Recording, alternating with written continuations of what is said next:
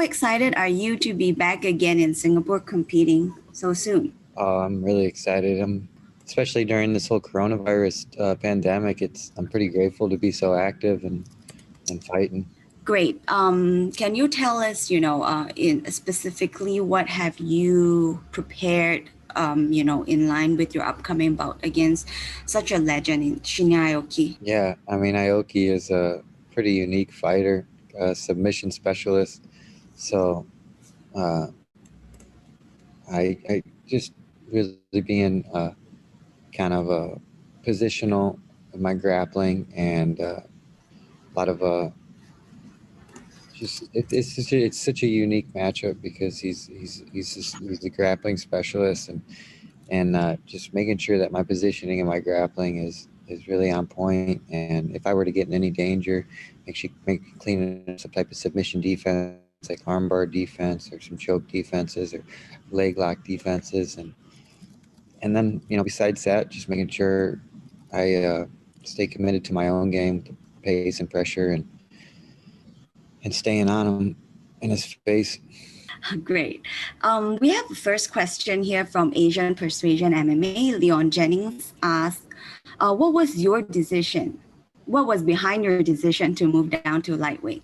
It's just where I belong. I mean, I walked into that last fight pretty light, and it was where I thought I was going to be when I first joined One Championship. We didn't know about the hydration and weighing a little bit more than you're supposed to at welterweight.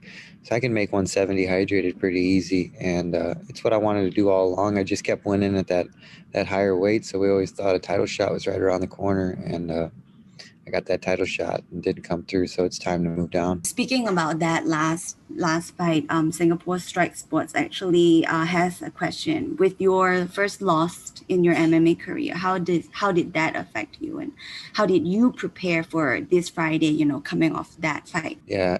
I mean, it impacted me big time. I used it as my crucible, and I didn't waste any time feeling sorry for myself or feeling down. Like, I was proud of my performance. I tried my best to try as hard as I could, and I thought I was winning the fight the whole time, every second, until I got clipped and things went downhill. But like I said, the next morning I picked myself up, didn't waste any time, just one positive step at a time, made some changes in my life, in my training, and now almost 3 months later, I feel really, really good. Feel like I'm living my strongest self. So Fight Game Asia asks, your last fight was a tough loss, right? You mentioned. What was the biggest lesson you learned from that fight, and how would you apply it to your career moving forward? I would say focus. Stay focused, being focused. And that's in every facet of life, making sure I'm not distracted by doing things that don't apply to me or don't apply to my family or my fight game, my career, and just not letting any distractions get in the way and just staying focused. We have a question from Stephanie Wan. Can I check with you? After coming down in weight, how do you feel physically and mentally? Do you feel stronger in this weight class? Yeah, I feel much healthier. My diet's better.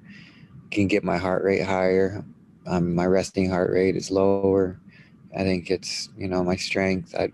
A lot of people say they can't even tell the difference in the way that I look. I feel like I look leaner, but I did it so correctly that I think I kept a lot of my strength, and yeah, I feel great. Like I said, I think it's where I belong. If you beat the former champion, do you think it will be enough for you to get into the top 5 ranking in this lightweight division?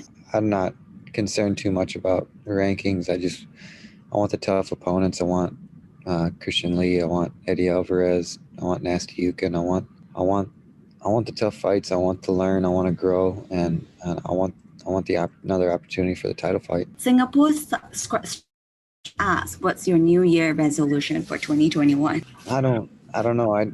My resolutions surfaced after that last fight, and I would say they kind of just go along with some of the major changes I made after my last fight, and it's kind of just stay focused, being focused. Against Shinya Aoki, you are taking on a legend and a former lightweight world champion. Can you tell us more what you think about Shinya as a fighter? I think he's very unique. I think his submission grappling is very strong, and I think it's dangerous. And that's why I've been so concerned about my position and my defense with my grappling. I'm a great grappler myself, so I'm not, I'm not trying to put anybody on a pedestal. I'm just being honest about how unique his game is and just being prepared for anything. Leon Jennings from Asian Persuasion MMA has another question. Although you lost to Abasov, it was a very competitive fight. What positives did you take away from that fight? Like I said, I thought I was winning every second of it, and I made a mistake. And the greatest athletes in the world, they make mistakes. Tom Brady made mistakes.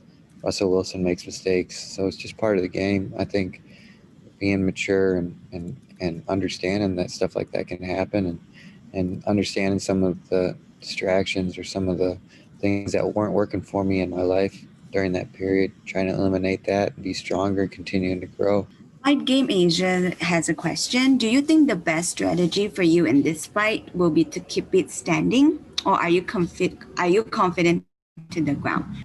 Yeah, I think if I were able to keep it standing the whole time, I think it would be a pretty lopsided fight. But I think that the inevitability of the grappling, it's going to happen. I think being comfortable anywhere, making sure that I'm ending up on top as a more dominant grappler, which can happen. I, I think just being comfortable wherever the fight goes is maybe the most important thing. Do you think Shinya Aoki's experience will be a huge advantage over you? He has been fighting for a long time.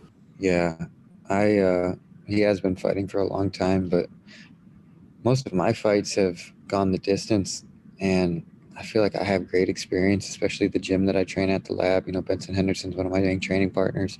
Rob Emerson came out here with me, he's a former UFC fighter, Ultimate Fighter participant, and most of my training partners are in the UFC and high level promotions, Bellator and stuff. So I feel like I have a kind of a lot of sneaky experience, and no, I don't really think that.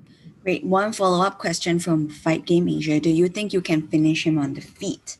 Yeah, I mean, if the fight stays on the feet, I think he will get finished. Jack Wannen from Knockdown News. Is there a certain way you think your fight will go against Shinya Aoki? Yeah, I just spoke with Jack. He's good dude. I think signature my signature attributes are gonna shine this fight. Just pace and pressure, right in his face the whole time, being strategic, being technical, split second judgments. I think that's me, and that's they're gonna have a big impact. Great. We have another one from Singapore Strike Sports.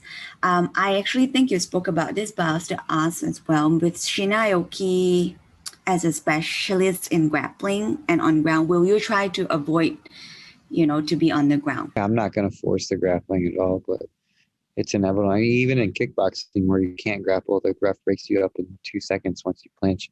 The clinch is inevitable, and it's going to happen. And obviously, I'm not going to force it, but it's going to happen. Next question is, do you think you would still fight in welterweight? Are you going to permanently stay in the lightweight division? Yeah, I'm here for good. Unless I get a title shot pretty soon and win that, then maybe I'll go up and fight for the title at welterweight again. Fight Game Asia asks, talk about your mental preparation. What goes through your mind before a fight? How do you calm your nerves?